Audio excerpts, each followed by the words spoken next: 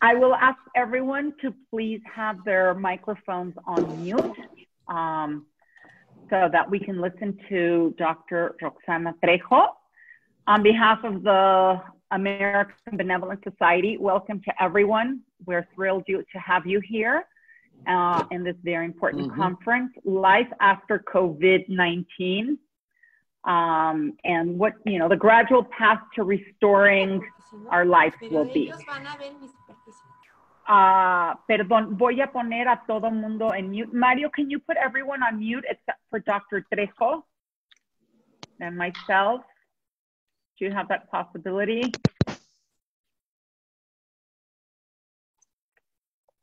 A ver, mute all.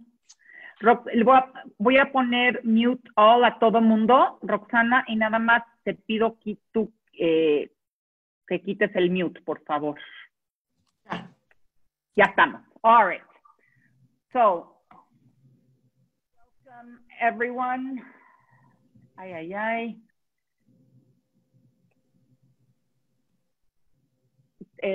Is the presentation on still? Roxana, ¿está la presentación? No te veo a ti, la veía hace ratito. Perdón, dejé de compartir por error. Denme un segundo.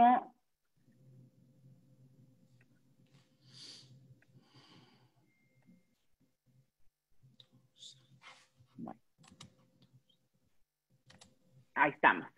Let me just introduce Dr. Trejo first. The presentation will be in Spanish. The slides are in English. If anyone has any questions, please send your questions through the chat. And at the end, Dr. Trejo will be answering questions if there's time. Dr. Roxana Trejo is the manager of epidemiology, infection control, and leader of the pandemic preparedness and response plan at the ABC Medical Center. She will giving a lecture, Life After COVID-19, the gradual path to restoring public health, markets, and the economy. Dr. Trejo is a graduate of the UNAM and received her master's and doctorate degrees from the Instituto Nacional de Salud Pública. She has also studied at the Instituto Nacional de Ciencias Médicas y Nutrición, Salvador Subirán. She is a fellow of the Texas Methodist Hospital, a fellow at the Universidad del Valparaíso in Chile, a professor at the medical school at the Anáhuac University. And I was as brief as possible so I can give all the time to Roxana to present because she has a very long curriculum. Roxana, bienvenida. Adelante. Gracias. Muchas gracias. Bueno, buenos días, tardes a todos. Gracias por estar acá con nosotros. Muchas gracias por la invitación. De verdad es un honor estar acá. Y bueno, gracias por aceptar que la pueda presentar en español.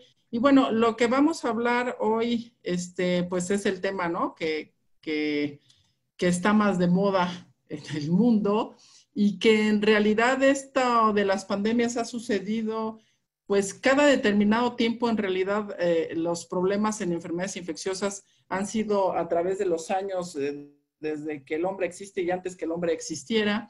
Y bueno, hemos tenido infinidad de pandemias, la peste negra, el mismo cólera, en su momento el VIH, y el mismo SARS, el MERS, y también la influenza en 2009, en donde ha sido pues un proceso en donde el humano a la convivencia con la naturaleza y más con los animales, pues llega un momento que el virus que ellos también portan, por supuesto, porque también tienen enfermedades infecciosas, pues se llegan a convertir en enfermedades zoonóticas, y las enfermedades zoonóticas son aquellas en donde se comparte el animal al humano, y donde nosotros no tenemos esa experiencia en cuestión del sistema inmunológico, y pues eso nos coloca en un riesgo mayor. Y bueno, hoy ya después de todos estos meses en relación al primer caso en China, en Hubei, en Wuhan específicamente,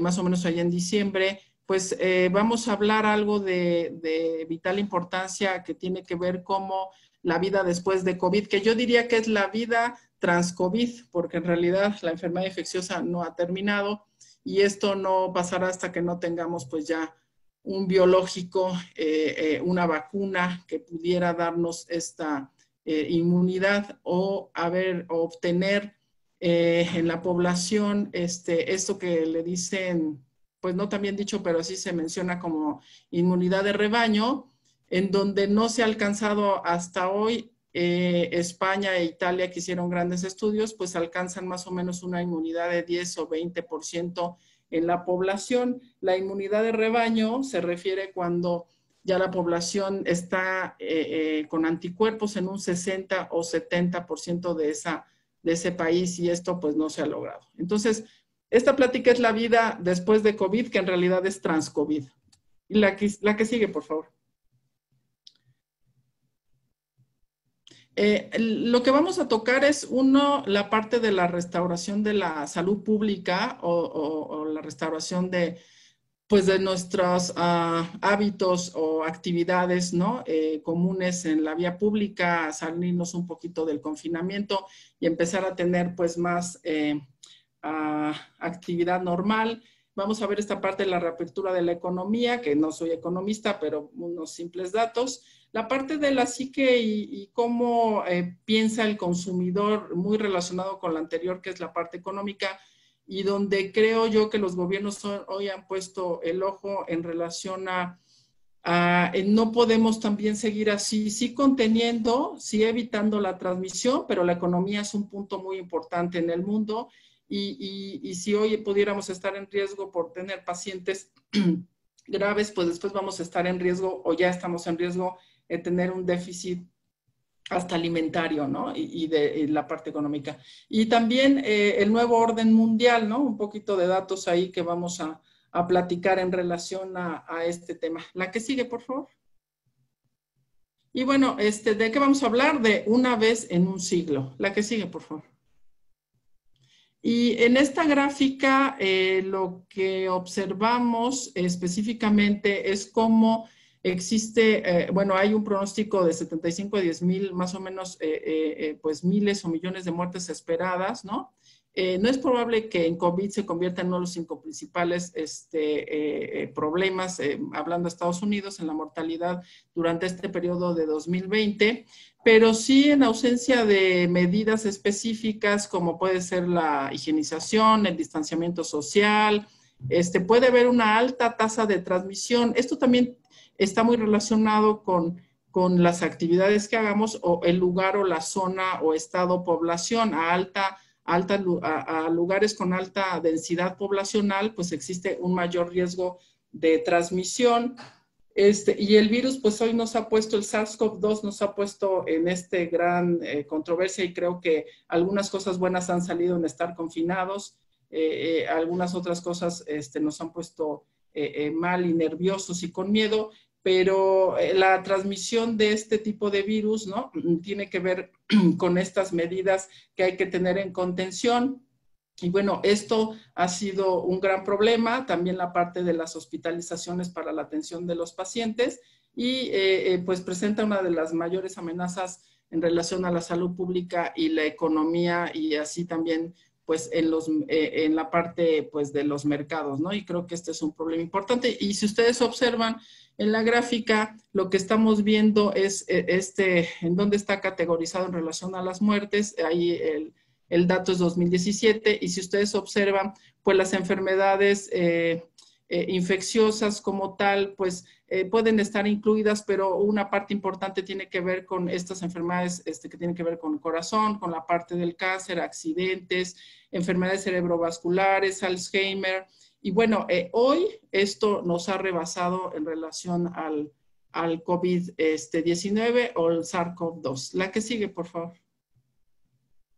Y bueno, siguiendo con el tema en relación a la transmisión, pues el tema hoy es muy importante porque la tasa de transmisión es muy alta. Hay virus donde, por ejemplo, el sarampión tiene una tasa de transmisión muy alta porque su vía de transmisión de persona a persona tiene que ver con las gotitas que sacamos de la boca, en donde las partículas, la transmisión tiene que ver primero con la manera, que puede ser aérea o de gotas, pero tiene que ver mucho con el tamaño de la partícula. O sea, si el virus es muy pequeñito, es más fácil que exista una alta transmisión de la vía aérea y que podemos desplazar ese virus a una distancia de 1,5 metros y después de eso hacer una dispersión. Lo que ocurre con el SARS-CoV-2 es que, aunque sí es de alta transmisión, se une a las moléculas de la saliva y esto hace que tenga un mayor peso. Y cuando tiene un mayor peso, esta molécula, este virus, junto con las moléculas de la saliva, entonces se deposita en 1,5 metros más o menos, máximo 1,82, que son 2 pies. Y ahí se puede mantener y por eso es importante hacer la limpieza de las zonas. Fíjense ustedes cómo todo tiene que ver con el virus, su constitución, su tamaño y en base a eso, su capacidad de dispersión aérea, en este caso, que son de estos microorganismos aéreos, y qué medidas tendríamos que tener para prevención. Y bueno, aquí en esta gráfica vean ustedes cómo en 3 meses, porque ahí fue un corte a fines de abril, cómo hubo esta parte de transmisión. Y bueno, la tasa de hospitalización en las terapias es mucho más alta que la gripe estacional. Cuando arrancábamos, yo en algunas entrevistas me decían, ¿usted cree que la tasa de letalidad en relación a COVID sea mayor? Sí, porque por ejemplo, para COVID estamos hablando de 0,1, ¿no? Perdón, para influenza estamos hablando de una tasa de letalidad en 0,1 y pues hoy nos ha demostrado SARS que dependiendo de las medidas que tengamos de contención, es la tasa de letalidad que podamos tener en cada país. Cada país maneja su tasa. Por ejemplo, hoy en el mundo la tasa de letalidad para COVID está en más o menos 5 y en el país andamos en relación a 11. Entonces, todo depende de muchas circunstancias alrededor de la comunidad donde se encuentre hoy el brote. Y bueno, si no existe distanciamiento social, la transmisión para COVID puede completarse y entonces ponen problemas a los sistemas sanitarios y hospitalarios y en cuestión de semanas puede esto tener un problema severo el sistema, los gobiernos y esto afecta pues fuertemente a la parte económica, ¿no? Y pensando que al inicio los virus, y bueno, no al inicio, durante todo su proceso los virus pueden adaptarse, no están estancados, los virus no son, primero no son células vivas, pero las partículas virales tienen capacidad de mutar, a veces se fortalecen, se adaptan a la condición humana y esta experiencia la tuvimos con la pandemia de la influenza española, ¿no? En 1918 y esta alta transmisión del hemisferio norte, cuando aumenta la transmisión en este lugar puede disminuir en el sur y que pudiera, no sabemos bien cómo se vaya a comportar o hasta hoy en la parte estacional y si tiene alguna relación con la parte invernal. Yo sé que hoy en algunos países están en invierno y en otros están en otoño y bueno, no todos estamos en el mundo en el mismo proceso estacional, pero en México vamos a observar ahora que inicia el invierno cómo se puede comportar y por eso es bien importante tener las medidas de prevención y creo que algo importante para evitar en el país tener más casos es que en el momento que salga la vacuna de influenza la utilicemos. Y la utilicemos para prevenir enfermedades infecciosas respiratorias como influenza cuando existe una vacuna y esto no nos condicione una saturación mayor en los sistemas de salud y también una incertidumbre en el momento que podamos adquirir esta infección y no saber si estamos ante influenza o otro virus o estamos ante SARS. Entonces es muy importante utilizar las medidas de prevención que ya existen y una de ellas es la vacunación para influenza. Entonces esta parte creo que el desafío que es volver al trabajo en relación a las instituciones públicas y privadas. Y bueno, ¿qué es lo que pudiéramos estar haciendo en relación a este tema? Y si ustedes observan en la gráfica, aquí es muy importante ver cómo hubo un aumento en muy poco tiempo, vean ustedes en relación a la transmisión, en relación a nada más un periodo de días y de pues alrededor de 3 meses en donde hubo una transmisión, una dispersión muy importante y alrededor de 500,000 personas en el mundo pues ya estaban con el problema de brotes. La que sigue, por favor. Y bueno, esto es lo que les estaba yo comentando hace rato en relación a este tema, en donde podemos tener pues esta problemática en relación a la transmisión, en cómo afecta a las poblaciones, ¿no? Aquí hablando tanto del mundo como en Estados Unidos, en relación al retorno a las actividades, ¿no? Cómo debemos de estar con implementación de medidas muy específicas para disminuir el riesgo de transmisión y evaluar y estar supervisando estas medidas muy importantes, tanto para los que elaboran como para los que van a acudir a ese lugar, a la atención, y creo que esto es súper importante de no saturar, no aglomerar a las personas en las áreas laborales para tener pues menor riesgo en relación a la transmisión y que tengamos algún pico mayor ahora que empezamos a retornar al área laboral. Por lo tanto, es importante que también revisando que la parte económica mejore, pues por supuesto se restaure la salud pública y la actividad pública sin dejar afuera la parte económica para que todo sea favorable y no tengamos ningún problema y podamos tener una reapertura en relación a la economía. La que sigue, por favor. Bueno, y en esta diapositiva, lo que estamos viendo es en relación a pues estos picos de los casos confirmados, ¿no? Y ustedes observen cómo en diferentes información en el mundo completo, cómo tenemos casos por 1 millón de personas, y vean ustedes este caso de COVID en donde pues hay un porcentaje muy alto en cada uno de los países y cada uno de ellos dependiendo su implementación y sus medidas, pues es el resultado que se tiene en relación a la cantidad de casos y al porcentaje de la población ya con la transmisión de COVID y que al final pues pueden ser fatales, ¿no? La que sigue, por favor. Bueno, esta gráfica es muy interesante en relación a cómo el crecimiento de COVID, ¿no? En muy pocos días, esta información es del Johns Hopkins, en donde vemos que en 70 días podemos tener una capacidad de transmisión pues muy importante y cómo las curvas, ¿no? Pueden representar para cada país, dependiendo cuáles son las medidas que se implementen de contención y en qué momento iniciaron con esas medidas, puede ayudar a disminuir la transmisión en cada uno pues de los países o ciudades, ¿no? Del lado izquierdo ustedes ven en Estados Unidos, España, Italia, Francia, Alemania, Inglaterra, Irán, China, Singapur, Japón y Sur Corea, en donde observen ustedes cómo dependiendo del momento que se implementa, es cómo aumenta la transmisión y bueno, la roja que es de Estados Unidos,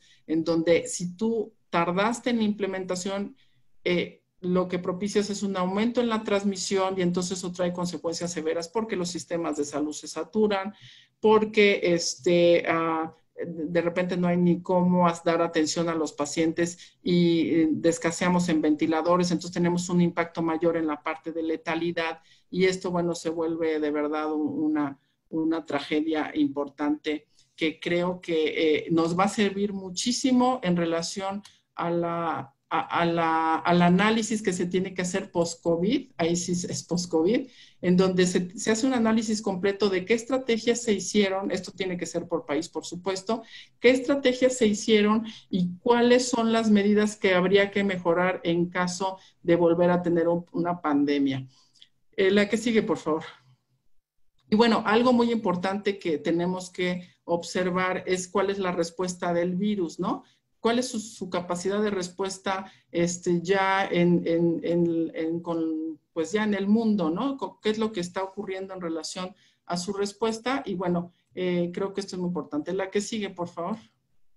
Y bueno, hablando de este tema, en relación al virus como tal, un punto importante es, después de que aparece pico, alcanzamos el supuesto pico, que en realidad esto todo depende de la población, o sea, muchas ocasiones al pico se le dice como al punto máximo de casos, en donde se supondría que después viene una caída o una meseta de casos. Esta parte del pico pudiera suceder, pero no en todas las situaciones pasa. Y lo que podemos analizar en relación a este tema es que, pues después de que aparece el pico de los casos confirmados aquí en esta información, por ejemplo, a principios de abril, en donde Nueva York alcanzó el punto máximo, después hay un regreso y bueno, después lo que ocurre es que pueden alcanzar otros picos más, o sea, estas ondas en donde alcanzas un pico, haces intervención, empieza a salir la gente, se empiezan a lograr las medidas, baja la frecuencia y después empieza a aumentar. Y entonces este recuento de los casos confirmados, pues aparecen muy altos y esto nos provoca pues un gran problema en el sistema de salud y por supuesto también en la actividad diaria. Y ustedes vean aquí en cada uno por continente, bueno, no todos los continentes, pero en cada uno de estos países cómo se observa cuál fue el momento del pico de los casos, ¿no? Cuál fue el número como tal, los casos confirmados después de un periodo y al final los nuevos casos. La que sigue, por favor. Y bueno, en esta gráfica es lo mismo que estábamos hablando en la anterior, pero si ustedes observan aquí, estamos ya específicamente por cada uno de los países y aquí lo que vemos es en esta gráfica, por ejemplo, de China, si ustedes observan, al inicio empezó a tener los casos y después de tantos días, ¿no? En más o menos 78 días, vean cómo se ha comportado. Igual en su Corea, cuál es su comportamiento en relación a la supresión del virus, cómo va hacia un aumento en la curva. Hay varios picos y después empieza a hacer una disminución en relación a la transmisión y empieza a haber pues una, no supresión del virus, pero sí una disminución de los casos en cuestión estadística. Y bueno, hacia Australia, Japón, la India, Singapur. La que sigue, por favor. Si observan ustedes en Italia también, España, Germania, Alemania, Inglaterra y bueno, la que sigue, por favor. Y vean ustedes en esta gráfica en relación a la supresión del virus, en donde en Estados Unidos, nada más hablando de este periodo que ustedes ven en la gráfica, cómo aumentan los casos, no hay una implementación de las medidas de distanciamiento y cuando se empiezan a implementar disminuyen los casos, pero después empieza a haber estas curvas, que más que picos son curvas, ¿no? Y bueno, esto impacta fuertemente en el tema económico, en el tema de atención, en el tema de no contar con los insumos correctos, el equipo de protección personal. Y entonces esto lo que hace es ponernos en riesgo en la parte económica, poner en riesgo en la parte de las personas que pudiera aumentar los casos, ya hablando del sistema de salud, en donde si no cuentan con un equipo adecuado o con una atención correcta, pues ponemos en riesgo absolutamente todo. Y vean ustedes la comparación con Canadá, en donde si ustedes observan los casos totalmente diferente, ¿no? Esto también se tiene que comparar con la densidad poblacional. Aquí estamos hablando de casos brutos, pero si observan ustedes cómo en el aumento, perdón, en los picos es totalmente diferente, en uno es mucho más corto y en muy poco tiempo empieza a haber un aumento y una transmisión muy importante y en otro país la transmisión empieza a ser más lenta, es más tardada, ¿no? Los casos son mucho menores y esto tiene que ver con la capacidad de implementación de las medidas en relación a pues cómo implementan los gobiernos las medidas de atención. Esto es un aprendizaje, todo esto ha sido muy dinámico, no podemos tampoco juzgar a los gobiernos, pero creo que sí podemos observar y hacer correcciones porque, como lo vuelvo a decir, no estamos post-COVID, estamos todavía trans-COVID, ¿no? La que sigue, por favor.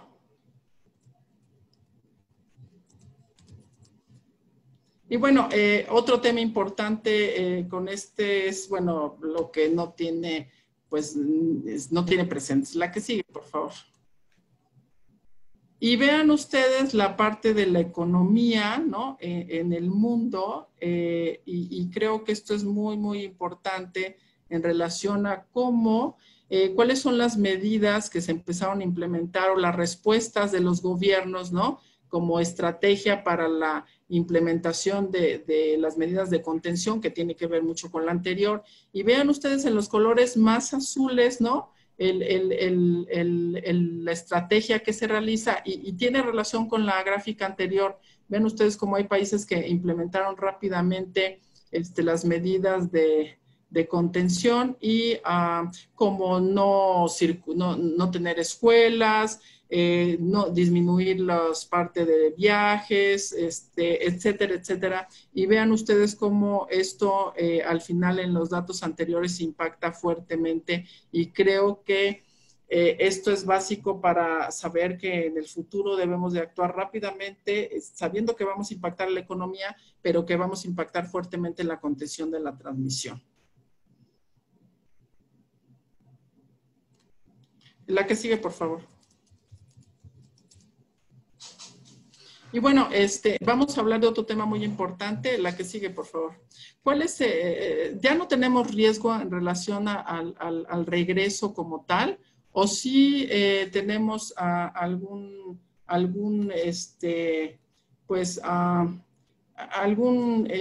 proceso en donde deberíamos estar atentos en relación a regresar a la normalidad? Y bueno, aquí hablamos un poquito de los americanos, pero es de todo el mundo, ¿no? Cuando ha tenido que contenerse y después tiene que regresar a la normalidad. La pregunta es, ¿este retorno es temprano? ¿Estamos en el momento correcto de regresar? ¿O no debemos esperar? ¿Y qué es lo que tendríamos que estar pensando en relación al retorno, ¿no? Y bueno, hay personas que comentan que, bueno, en esta encuesta que se hizo, en donde sí creen que regresar tempranamente todavía en un aumento en la frecuencia de los casos no es prudente, ¿no? Y esto nos puede colocar en mayor riesgo. Y algún otro grupo que sí prefiere ya retornar al inicio, ¿no? De las actividades como tal. También teniendo el riesgo, y el tema aquí es que cuando retornamos a una actividad en tiempo temprano, pues tenemos un alto riesgo de volver a regresar al inicio.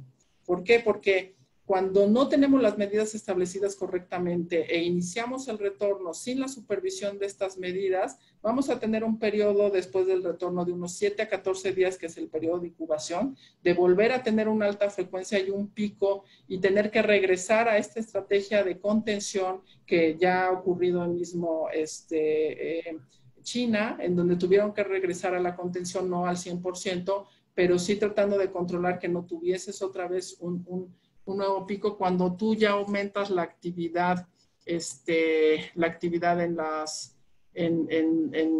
tu parte económica, ¿no? Tu actividad laboral, etcétera. Entonces, por esto es muy importante saber si analizar claramente, y los gobiernos tienen que estar muy atentos a esto, en analizar claramente si el retorno es temprano o es el correcto, y por eso la información diaria se tiene que hacer con una revisión muy exhaustiva, no solamente de la disponibilidad de camas, porque en el país para poder llegar al retorno lo que México está observando son dos temas. Uno es el porcentaje de disponibilidad de camas y el segundo es la disminución sostenida de 14 días de baja de casos. O sea, que en 14 días se hace un análisis, se hace un corte y se observa si los casos nuevos son menores y ha bajado en un porcentaje a los días anteriores, pero tiene que ser análisis de 14 días. Y también comparan la disponibilidad de camas, pero no con ventilador, sino camas en general. Entonces, yo creo que estos dos temas, por supuesto, se tienen que estar revisando, porque la idea de la contención, si nos queda muy claro, no sé si los dejé claro en las anteriores, tiene que ver con el distanciamiento y el aislamiento, tiene que ver con no transmisión, pero lo más importante para el gobierno tiene que ver con no saturación del sistema de salud. O sea, que no llegue un momento que el sistema de salud no pueda atender nadie y que, como algunos países ha sucedido, pues la gente acaba falleciendo en la calle. La que sigue, por favor. Entonces, creo que este tema es muy importante, debemos de estar muy atentos, ¿no? Y si tenemos que retornar, creo que en este periodo de evaluación hay que revisar nuestras áreas de trabajo o qué es lo que tendríamos que estar implementando. Y también creo que un punto importante, si no se necesita regresar a la parte laboral, porque ya no trabajamos por alguna razón, sí creo que la actividad diaria tiene que quedarse muy claro qué es lo que tendría yo que estar haciendo en medidas de prevención cuando salgo de casa para disminuir el riesgo de transmisión a mi persona y posterior a la familia. Y bueno, aquí estamos viendo cómo esta parte pues la disminución de la transmisión del virus en relación a estos dos países, tanto Japón como Singapur. Y vean ustedes en relación a los días, estamos hablando en Japón de 11 días y en Singapur de 8 días en relación a cómo después del inicio de la pandemia empieza a haber un pico y después empieza a haber una disminución de los casos, y esto tiene que ver con la parte de la implementación. Y bueno, la que sigue, por favor. Creo que un tema muy importante es en relación a si tenemos o no que estar evaluando los casos potenciales. Si estamos en un área laboral, pues hay toda una implementación de programas, ¿no? Depende de la institución. Pero si estamos en casa, también creo que es una pregunta que nos hacemos, a mí mismo me lo han hecho gente que no tiene que ver con hospitales, ¿tendría yo que estarme haciendo revisiones o no de si tenemos o no, estamos enfermos o no de COVID, o si pudiéramos estar siendo portadores sanos, ¿no? En relación al SARS-CoV-2, y creo que es una pregunta que todo el mundo se lo hace y que debemos de pensar muy bien cuáles son las medidas que tendríamos que estar haciendo o si es necesario hacerlo o no hacerlo, ¿no? Creo que esto es un punto importante. La que sigue, por favor. Y creo que aquí en esta gráfica ustedes pueden observar varios temas en relación a los países, ¿no? En donde cuál es su porcentaje de testeo específicamente para SARS-CoV-2. Y creo que lo importante del testeo, hay una base importante en relación a estar testeando y que la misma OMS lo incluyó y lo recomendó. Cuando uno testea, o sea, cuando uno quiere detectar a alguien que pueda ser portador sano, que serían los casos que no acuden a instituciones de salud porque no tienen un cuadro clínico. El que tiene un cuadro clínico, por supuesto, va a una atención de la salud, ¿no? O va a una institución de salud y se le puede hacer la prueba. Pero lo que algunos países hicieron, y ahí se ve la gráfica en relación al porcentaje que utilizaron esta estrategia, de estar testeando a la población, y cuando tú testeas a la población y tienes un resultado, lo que haces es aislarlo. Entonces, cuando tú aíslas a esta persona que a lo mejor es portadora sana y ni siquiera sabe que porta el SARS, lo que haces al aislarla es evitar la transmisión. Pero bueno, esto depende de las estrategias que tengan los gobiernos, porque tampoco llegan al 100% de toda su población. Ustedes lo pueden observar ahí en la presentación. No llega tampoco al 100% de la población. Lo puedes hacer en un porcentaje que puede ser representativo para implementar estas pruebas tempranas, ¿no? Y estar vigilante de sus resultados. Tiene grandes desafíos hacerlo, ¿no? De todo tipo, económicos, de estructura, cómo lo hacemos, cómo priorizamos, etcétera, etcétera. Tenemos pruebas, no tenemos. Hoy, después de todo este tiempo, pues hay mucho más productos que se pueden comprar, pero en su momento en los picos más altos, pues esto no se contaba, ¿no? Y tiene una implicación importante en relación a la reapertura gradual de la economía, y les ha funcionado a varios países, ¿no? No hay que dejarlo fuera. México no está dentro de esto, no lo ha realizado, tampoco está en su visión de hacerlo, porque tienen un proceso diferente que tiene que ver con esta vigilancia centinela, y bueno, no tienen este tipo de estrategia, pero algunos otros lugares pues sí la han implementado y han tenido cierta respuesta correcta en relación a estar testeando.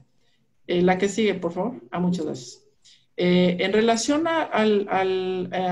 como decíamos, a esta parte de la reapertura, ¿no? Y cómo la economía exige que aprendamos más a coexistir con el virus, y en relación a las pruebas que puedan existir cuando tengamos una reapertura. Y bueno, ahí las preguntas es cuál tendríamos que usar, por qué tendríamos que usarla, cuántas tendríamos que estar utilizando, aquí muy específico habla de Estados Unidos, ¿no? Y cuál es el estatus en relación a este tipo de pruebas. Al final, creo que aquí el tema muy importante tiene que ver con la necesidad, dependiendo del sistema que sea, si es en los hospitales, si con esto nos ayuda a tener una valoración temprana de los portadores o nos ayuda para saber que una persona puede tener anticuerpos, que bueno, hasta hoy no se tiene o no se cuenta con la información de cuál es el punto de corte cuantitativo en resultados de inmunoglobulinas, hablando de IgG, que es la inmunoglobulina para la memoria, ¿no? Que nos genera que nos debe de generar después de padecer alguna enfermedad infecciosa. Hoy no se tiene un punto de corte, se sabe que sí hay respuesta por haber portado SARS, haber padecido COVID-19, pero hoy lo que no sabemos todavía es cuánto tiempo es su respuesta, cuánto tiempo nos puede proteger, porque recuerden que esto acaba de iniciar y estos son estudios de corte que nos lo va a ir dando el tiempo en relación a cuánto tiempo nos puede estar protegiendo. La que sigue, por favor. En relación a las áreas laborales, esto es bien importante, porque si ustedes ven simplemente en la gráfica, cuando uno detecta un caso confirmado utilizando la prueba de PCR, este caso confirmado lo mandamos a aislamiento y ese aislamiento a esa persona hay que hacer cierta investigación epidemiológica que tiene que ver con sus contactos cercanos. Sus contactos cercanos, para esclarecer, y creo que este es buen tema, los contactos cercanos son aquellos que se clasifican a que tuvieron relación, plática o acercamiento con una persona confirmada. Entonces, los contactos cercanos son aquellos, no son aquellos que nada más vieron a esa persona, sino que tuvieron una plática directa con esa persona a menos de 1,5 metros de distancia por más de 15 minutos. Para que exista un acúmulo de virus, estas pláticas de menos de 1,5 metros, por eso la implementación de más de 1,5 metros, es que cuando estás a menos de 1,5 metros y no te es un equipo de protección personal, cuando yo hablo, saco pequeñas gotitas de flush que le pueden caer a la otra persona, si no cerca de la cara, si en las superficies, como las mesas o donde se encuentren. Entonces, si una persona está platicando con otra más de 15 minutos sin equipo de protección, ese es un contacto cercano. O sea, un contacto cercano de alguien que después supimos que era positivo.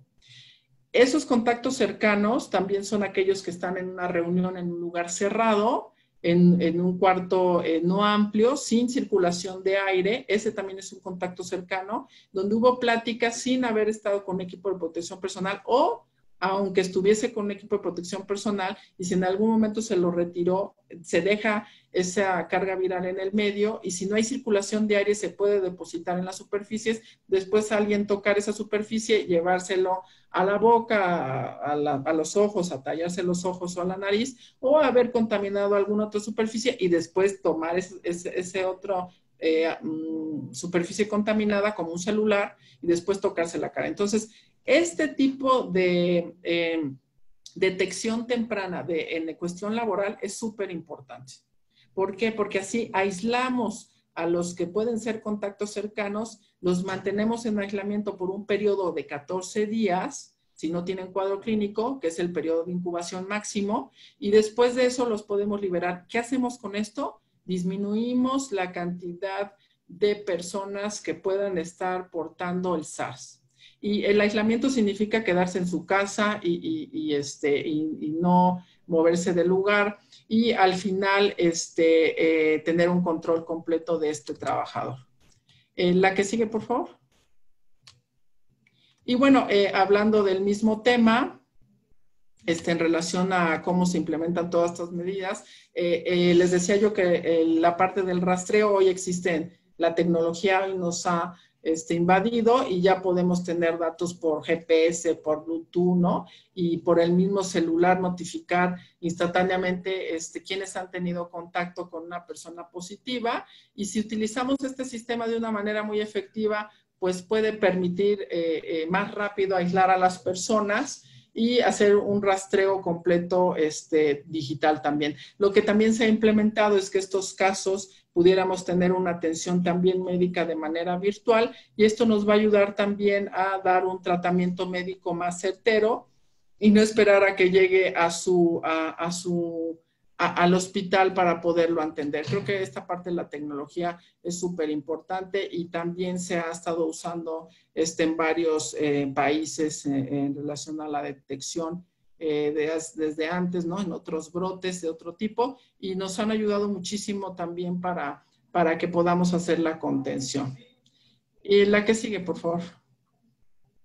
Entonces, aquí vamos a hablar en esta parte de cuáles son las fases en la reapertura, ¿no?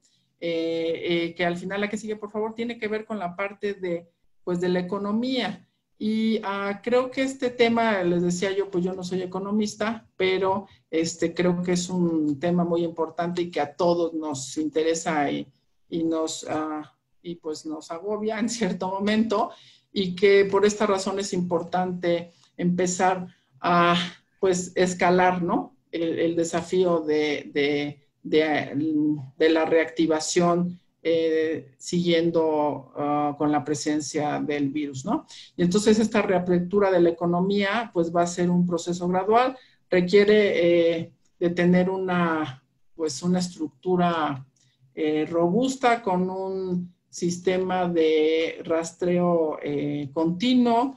Esto pues depende de muchos temas, dependiendo de cuál es la capacidad de cada uno de los de las empresas o instituciones que se puedan arrancar, y yo creo que esto es muy importante en relación a la tanto la atención de los pacientes en hospitalización, en relación a esta parte de seguimiento de los pacientes, tanto los que salen positivos por 14 días como aquellos que necesitamos disminuir la transmisión y los mandamos a contención por 14 días.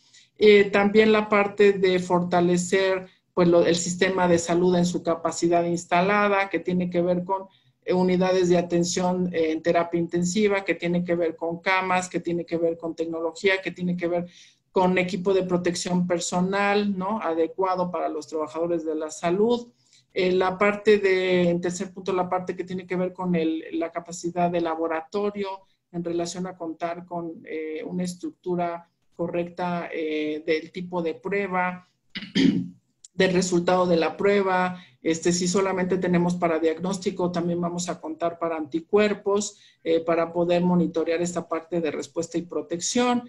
En relación a contar con medidas de disminución de riesgo, como puede ser la cuarentena, los manuales, el sistema de expediente que hoy tendría que pasar a un sistema pues más digital, ¿no? Para disminuir el contacto, los aislamientos, toda esta parte de utilización de la tecnología para evitar pues totalmente el riesgo. Y también creo un punto muy importante en la reapertura gradual, ¿no? En donde debemos de fortalecer o saber claramente cuál es el momento en que tendríamos que empezar a abrir, ¿no? Por proceso, con qué condiciones, cómo sería la parte de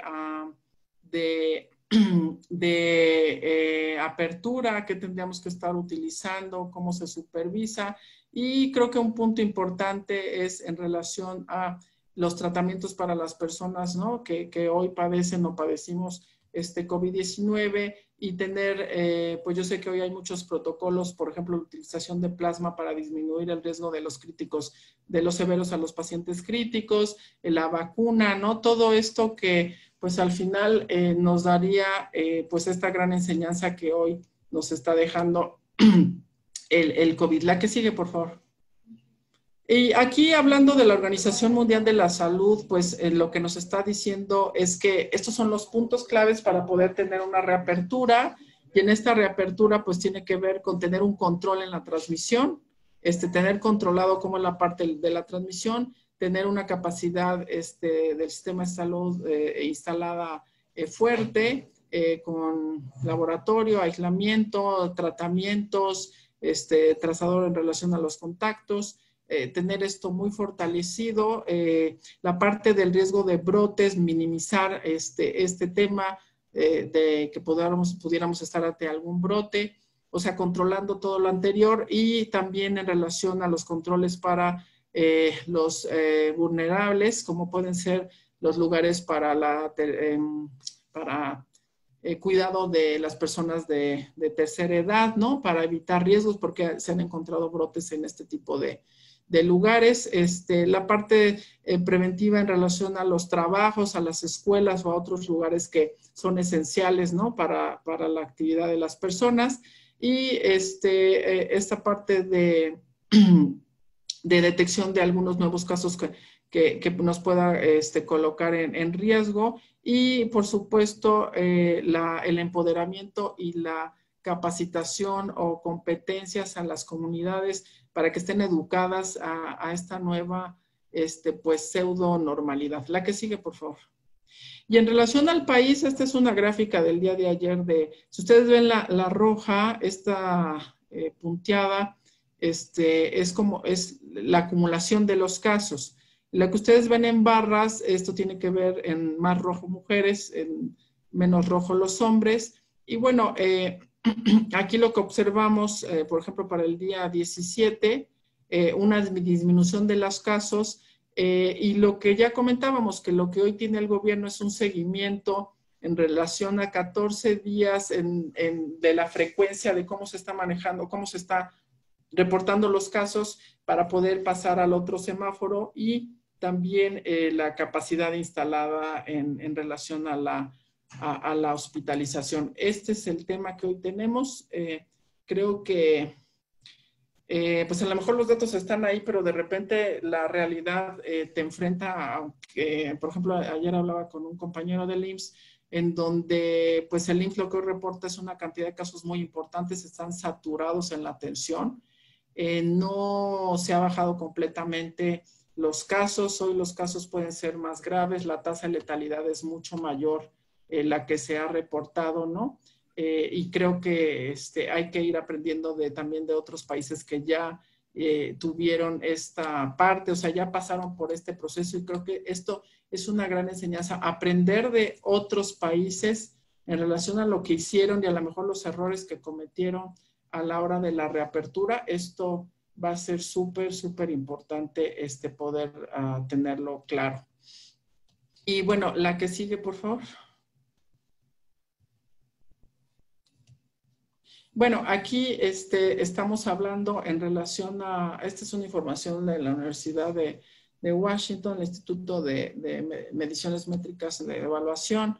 Y bueno, este es pues un modelo de regresar a la normalidad, donde se estiman, ¿no? En relación a los números, las variables, y se incluye pues cuál es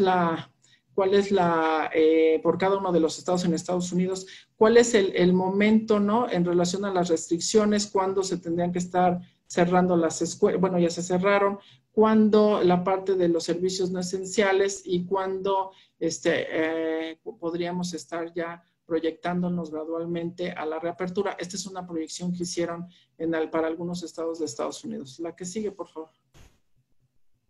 Y bueno, la que sigue, por favor. Aquí, esta es una información, es una encuesta que se realizó en donde se hace preguntas a la población de cuándo estaría dispuesta a regresar o iniciar su actividad normal, dependiendo de la actividad. Se hicieron varias preguntas. ¿Cuándo regresaría usted a un restaurante a comer o a tomar o a un café? ¿Cuándo iría usted al mall a hacer sus compras? ¿Cuándo se iría de vacaciones? ¿Cuándo iría al cine? ¿Cuándo iría usted a un evento? Y si ustedes observan, aquí la respuesta tiene que ver con el tiempo, ¿no? Si abrieran, no por una cuestión de que el gobierno, sino si en este momento se comentara, está todo en reapertura, ¿cuándo lo haría usted? Y ustedes se fijan, un gran porcentaje pues se va a los 3 hasta los 6 meses, ¿no? Y otro gran porcentaje no sabe cuándo. O sea, no es nada más que pueda decir el gobierno o cada gobierno, ya pueden reaperturar y sigan. Esto también recuerden que tiene que ver también con el estatus socioeconómico, ¿no? En base a la respuesta. La que sigue, por favor. Bueno, y aquí viene una gráfica, es una matriz de riesgos de reapertura en relación a la importancia de la actividad, si es esencial, y el riesgo. Y aquí lo que observamos, ¿no? En rojo son estas actividades que pudieran ser esenciales, pero que son de alto riesgo, ¿no? Y que se mantienen todavía en resguardo. Si ustedes observan la zona pues más roja, ¿no? Esto que es alto riesgo, el que son esencial y el que no tiene tanta, no importancia, sino impacto, ¿no? En la parte económica. La que sigue, por favor. Y bueno, aquí se observa cómo es la intensidad en relación al riesgo dependiendo la actividad. Y vean ustedes hasta el número de contactos. O sea, ¿cuál es el riesgo dependiendo el lugar, el riesgo de contagio? Tanto para el número de contactos, si sobrepasa alguna más de 2, o también la parte del contacto en la actividad. Si ustedes ven los que están en rojo, por ejemplo, ven ustedes como ejemplos, alto riesgo los bares, y igual del número de contactos, y ustedes van viendo ahí cómo cada uno de este tipo de actividad, dependiendo qué es lo que hacen en el lugares de alto riesgo, ustedes se bajan a las escuelas, vean ustedes cómo las escuelas son de pues alto riesgo, ¿no? Y dependiendo la edad, pues todavía es mayor. Y en la gráfica de al lado también está hablando de lo mismo. Y vean ustedes, si vemos a la transportación, pues el metro, el autobús son de alto riesgo y los contactos serían altísimos si una persona es positiva y está transitando en este lugar y no tiene las medidas correctas. Entonces, creo yo que este es un tema bien importante que debemos de tomar en cuenta para en este regreso a la normalidad, de qué tendríamos que estar haciendo para disminuir el riesgo tanto de contagiarnos como de contagiar a otros. Eso es lo que quiere decir en relación a los contactos en la tercera. Y bueno, la que sigue, por favor. Y la que sigue, por favor, porque creo que ya está, me estoy pasando. Ok. Bueno, en ¿cuál es ¿cuál es el impacto en relación a la recesión? Yo tampoco soy experta en este tema, pero bueno, vamos a platicar tantito de esto. La que sigue, por favor. Y bueno, aquí si ustedes observan en este tema, en la gráfica específicamente, pues se ve, la que sigue, por favor.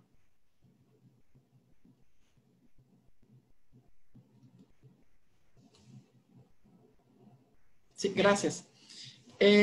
Aquí lo que estamos observando en esta pequeña grafiquita es cómo estos, pues sí, pequeños negocios, ¿no? Y cuál es el impacto que pueden estar teniendo en este momento en relación a lo que pasó con el virus COVID-19 y cómo se detuvo la economía y al final ha creado una crisis muy fuerte para pues 330 millones, perdón, de pequeñas y medianas empresas. Aquí nada más está hablando de Estados Unidos y cómo se convierte en un desafío central. ¿Cuál sería la respuesta económica? ¿Cuál sería el modelo de apoyo del gobierno para cada uno de ellos?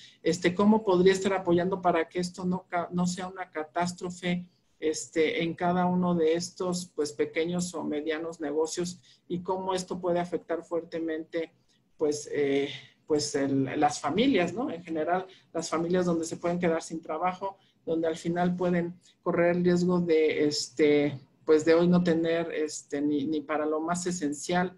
Y creo que la unión de tanto de las organizaciones no gubernamentales como el gobierno, cómo podrían estar apoyando en este aspecto. La que sigue, por favor.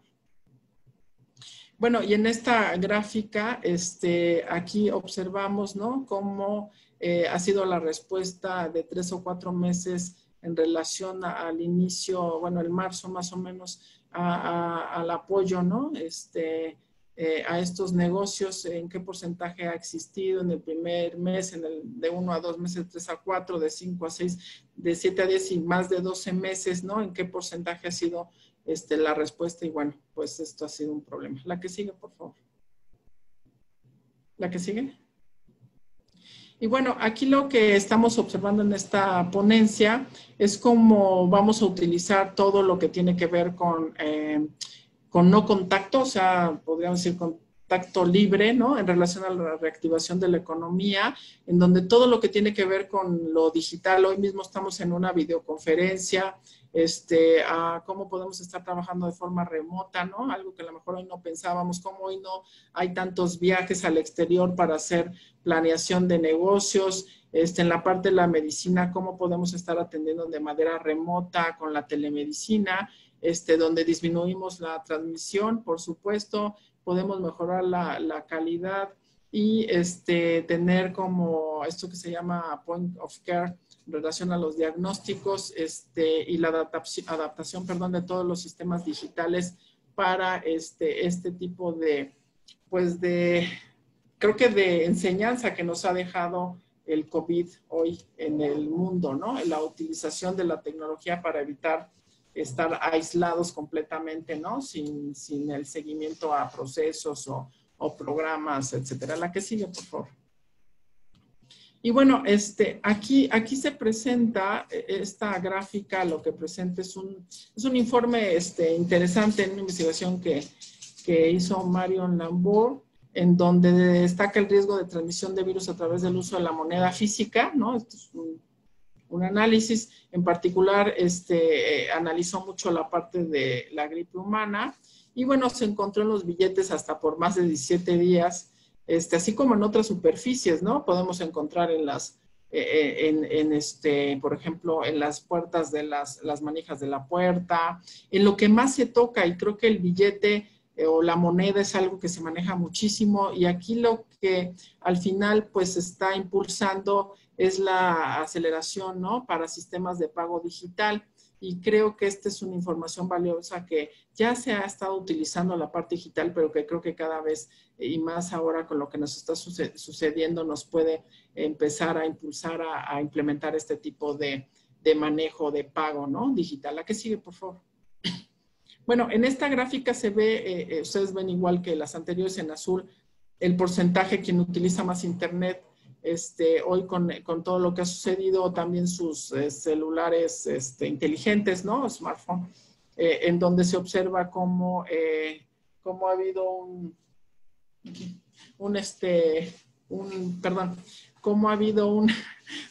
¿qué países son los que más han utilizado este tipo de sistema para poderse comunicar o cualquier otro tema, como decíamos en las otras diapositivas? Y vean ustedes lo que están en azul, son los que más han utilizado este tipo de sistema, y bueno, creo que es muy importante. La que sigue, por favor. La que viene tiene que ver con igual estos medios digitales, hablando de Facebook, de Twitter. Bueno, hoy hay gente que se ha hecho famosa por medio de Twitter, ¿no? En este momento de contingencia, por lo que ustedes gusten, porque nos ayudan, porque generan controversia, y vean ustedes también este porcentaje de la población. La que sigue, por favor.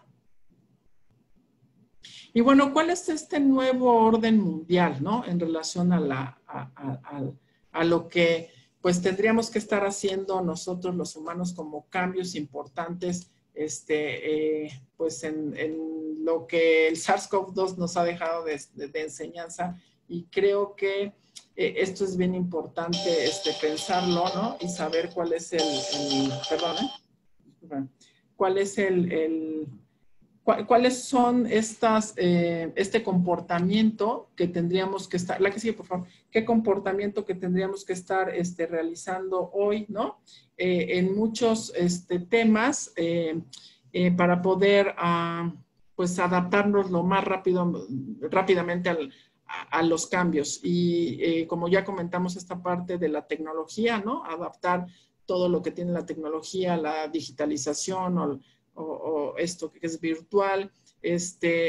Hoy somos consumidores a lo mejor más, pues más cautelosos, ¿no? En relación tanto a si estamos en una recesión, en qué vamos a estar invirtiendo o en qué vamos a estar gastando.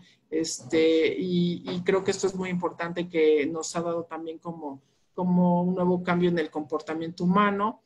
En la parte de, pues, creo que tener como una capacidad mucho mayor en relación a la tolerancia, y la parte de, pues, la unión también entre los sistemas, ¿no? Para tener un sistema más homogéneo en cuestión de salud y la seguridad social, unida también la privada y la pública, que creo que se logró en el país por algún momento, en relación a cómo vamos a estar manejándonos en la detección de los contactos, cómo vamos a estar haciendo vigilancia, qué vamos a estar implementando si detectamos alguna sintomatología, temperatura, oxigenación en las entradas, cómo vamos a estar haciendo controles en nuestras entradas de los aeropuertos, de las empresas, de los restaurantes, etcétera. Creo que esto es muy importante. Y también otro tema en relación al cambio del comportamiento es, bueno, también estos trabajos tanto de guías que deberíamos de estar ya implementando, cómo vamos a estar haciendo estas normas o regulaciones para los trabajadores, qué tendríamos que estar revisando en relación a los impactos en el cambio tanto de la educación, que ahora es a larga distancia, como la parte de la economía, qué reformas laborales tendríamos que tener, etcétera, ¿no? Creo que son muchos puntos los que hoy nos está dejando en tras-COVID. Todavía no somos libres de COVID, y que, bueno, hay que analizar puntualmente. La que sigue, por favor. Bueno, para finalizar, la pregunta sería, ¿cuándo va a terminar esto? Bueno, en realidad, cuando esto termine, veremos venir naciones enteras juntas, esperamos, para que honremos la valentía de todos aquellos que estuvieron atendiendo o estuvieron mostrando, ¿no? que tienen todo para ayudar a la población a salir adelante, que día tras día, noche tras noche, estuvo ahí para servir, para atender, que muchos de ellos dejaron sus vidas en la atención, como en la guerra, ¿no? En donde pues dejaron su sabiduría también para salir adelante con sus pacientes, enfermeras, intendentes, ingenieros, farmacéuticos, médicos, por supuesto, todos los que están dentro de la atención directa. Pues creo que hay que darles un aplauso y agradecerles todo esto, y nosotros seguir aprendiendo de lo que nos está dando hoy el COVID. Y bueno, como les decía, creo que la ponencia no era trans-COVID, post-COVID, sino todavía trans-COVID, todo lo que estamos aprendiendo y haciendo en relación a esta pandemia. Muchas gracias.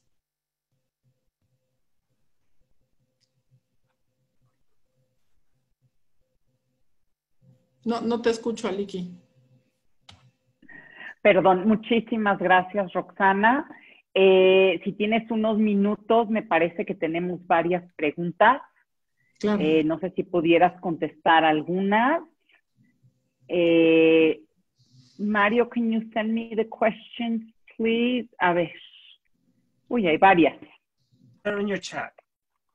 Okay. Preguntaban, doctora, ¿qué referencias o estadísticas tiene de México? Bueno, lo que tenemos en el país es en relación a, por ejemplo, los últimos datos, déjenme dárselos, permítanme. Les voy a dar los datos que tenemos hoy de casos en el país. Bueno, el cierre fue el día de ayer, porque diario nosotros tenemos un cierre.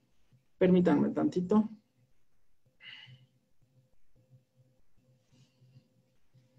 La cantidad de casos que tenemos hoy en el país como cierre de incidencia acumulada son 165,455 casos.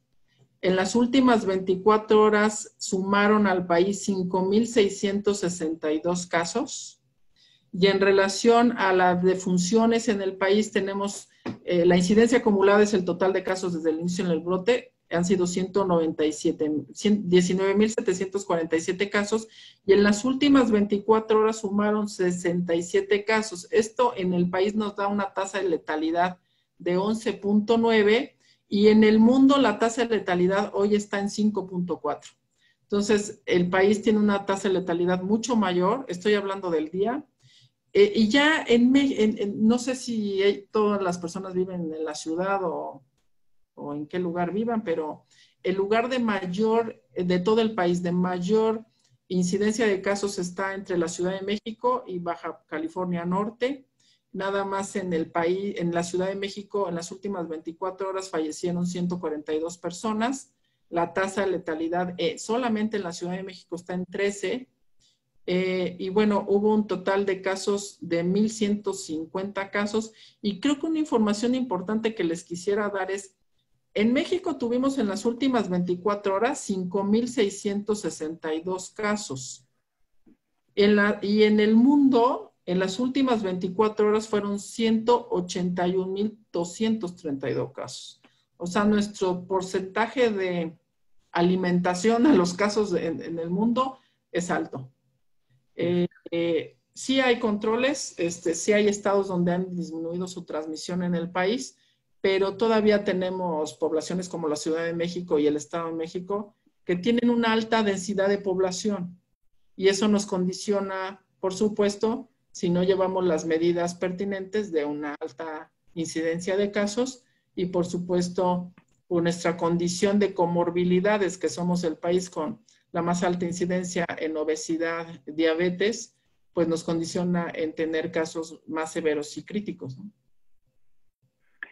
Y un poquito siguiendo esa línea de preguntas, hay preguntas que nos dicen, bueno, ¿qué pasa por tu perspectiva, con la población enorme de mexicanos que viven en extrema pobreza?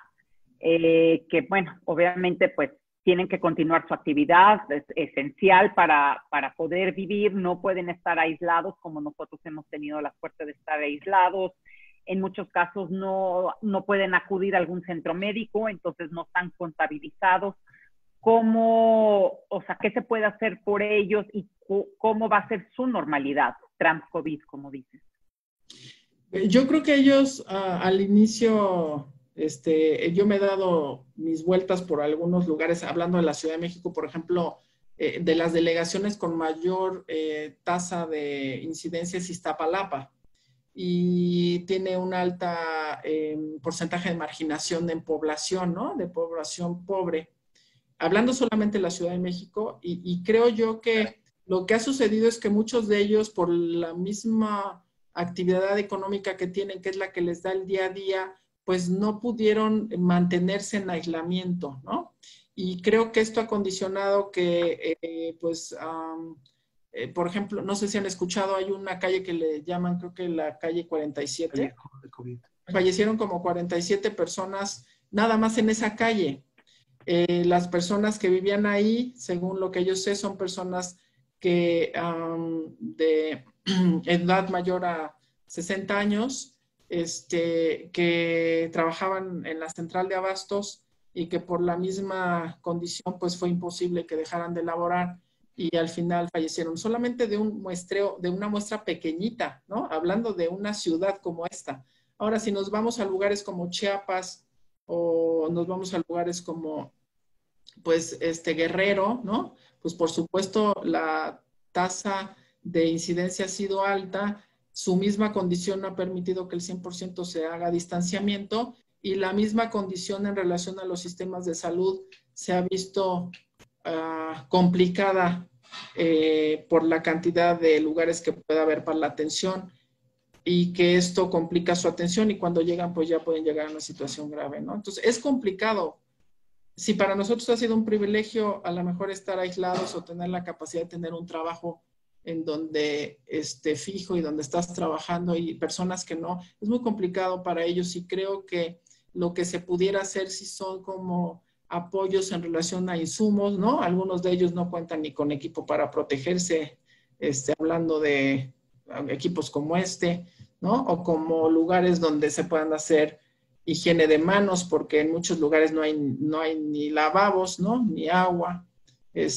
Apoyarlos con el gel alcohol. El gel alcohol se creó en el mundo, bueno, lo inició en Suiza con el doctor Didier Pitet, porque por la falta de lugares para lavarse las manos, y la OMS lo ha impulsado muchísimo exactamente por esto, porque hay lugares en el mundo y en México, por supuesto, también, donde el agua no llega, ¿no? Y si no hay agua, a veces no hay ni jabón, y mucho menos va a haber para secarse las manos, ¿no? Entonces, sí, creo que podemos ayudar haciendo algunos programas de apoyo a los lugares más vulnerables. Gracias.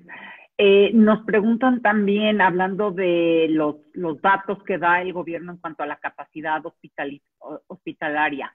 Dicen, hablan únicamente de hospitales públicos. ¿Qué datos hay de ocupación en hospitales privados? Y también, aunado a eso, hay otra pregunta que nos pregunta cómo está el hospital inglés en cuanto a capacidad de ocupación. Sí, bueno, hablando de la ocupación, por ejemplo,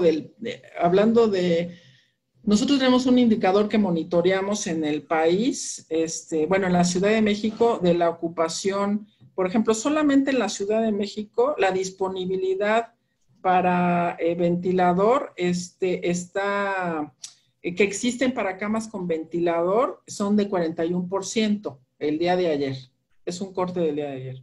En relación al Valle de México, que es el Estado de México y la Ciudad de México, está en 39% de disponibilidad de camas para ventilador.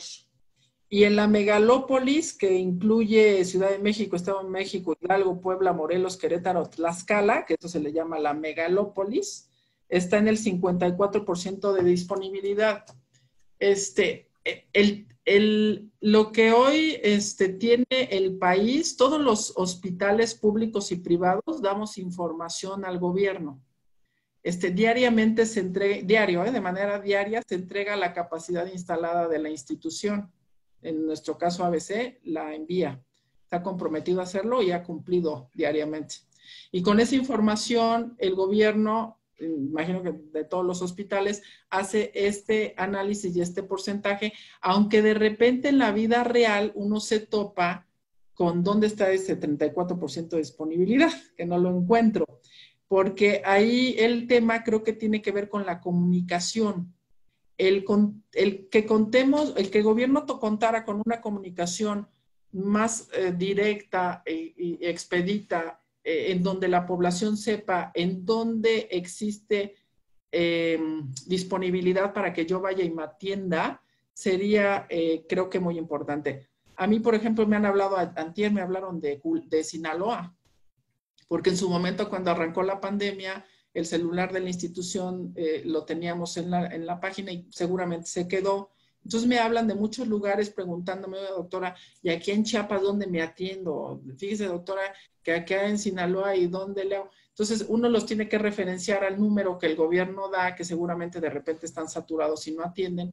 Y creo que eso ha dificultado de repente la atención y no tanto por disponibilidad, sino por una comunicación asertiva y clara del dato, ¿no? Ok, o sea que realmente disponibilidad hay, es nada más el saber a dónde está esa disponibilidad. Es correcto.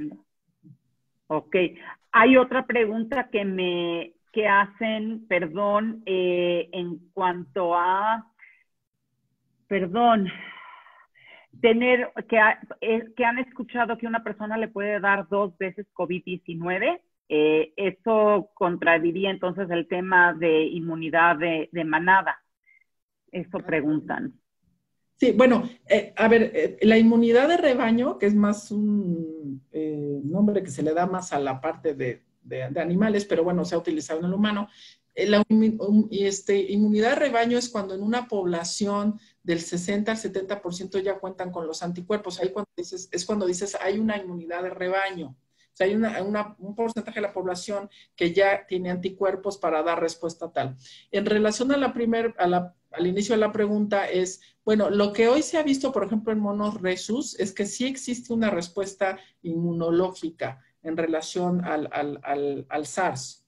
Lo que no se sabe hasta hoy es el tiempo de esa respuesta inmunológica de protección, la cual puede ir disminuyendo cuantitativamente del número de anticuerpos, y esto no se sabe, esto es una investigación de corte, ¿no? Hay que seguirla hasta que podamos saber en un periodo de tiempo si esto va a dar una protección de 5, 2, 3 años, cuánto tiempo. Ahora, los que han detectado, que son muy pocos, y sí, creo que hoy también la tecnología hace que de repente difundamos información que, pues que a lo mejor en algunas personas sucedió, pero tiene que ver más con que hoy lo que se ha visto es que podemos continuar con el virus hasta en un periodo mayor de 21 días, ¿no?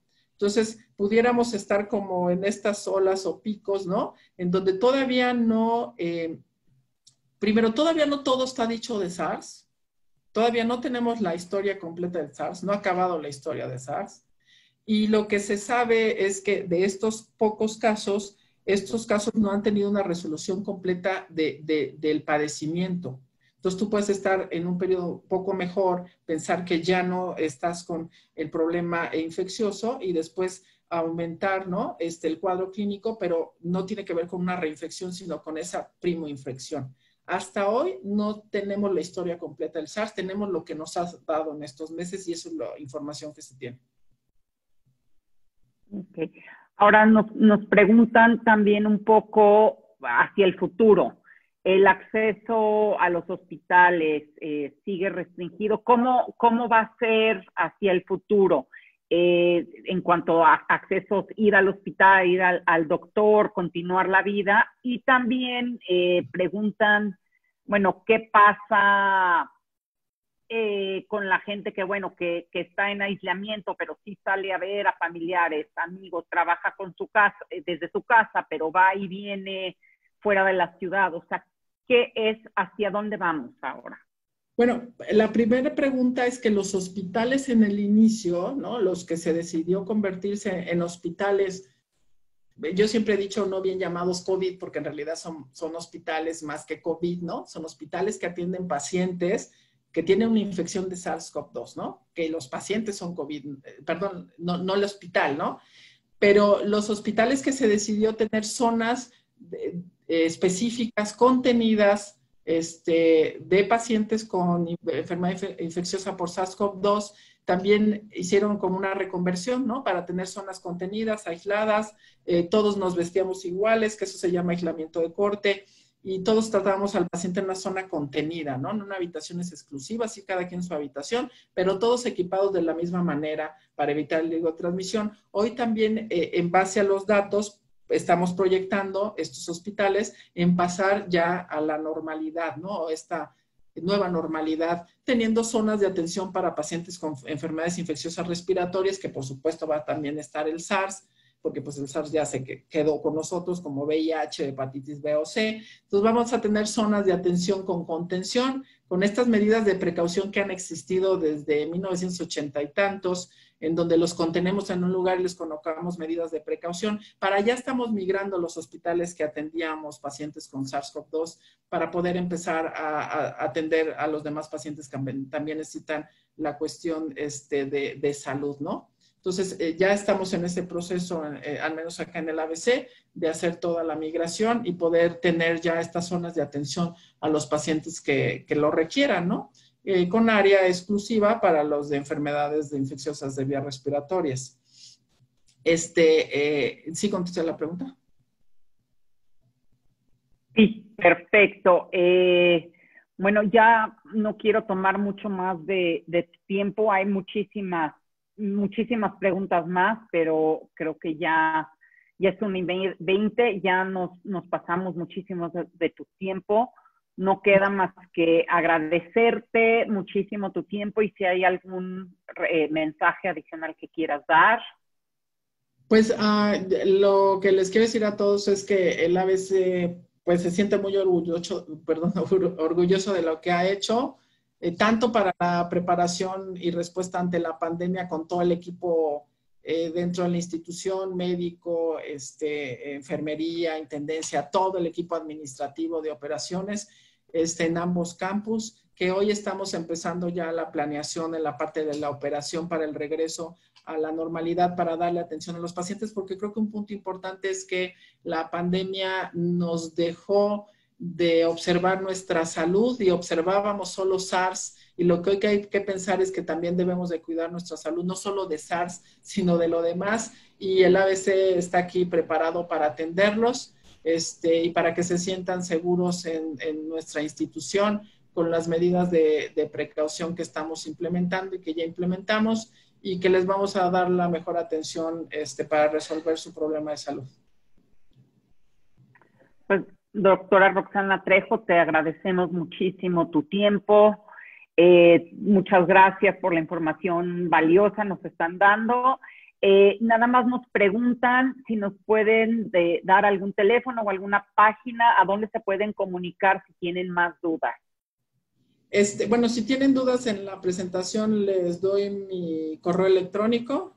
Ajá, nosotros se los podemos mandar después, dime. Sí, claro. rtrejo, ajá, G de González, ajá, @abchospital.com.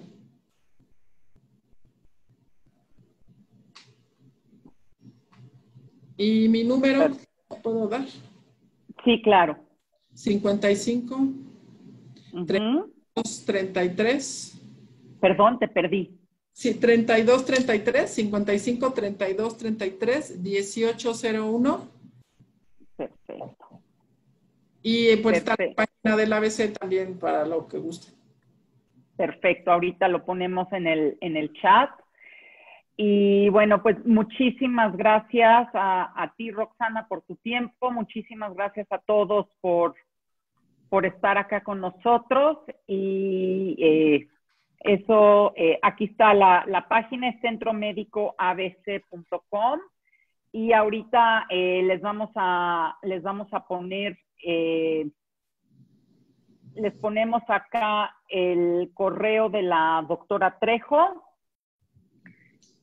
por si tienen cualquier duda. Y les agradezco muchísimo.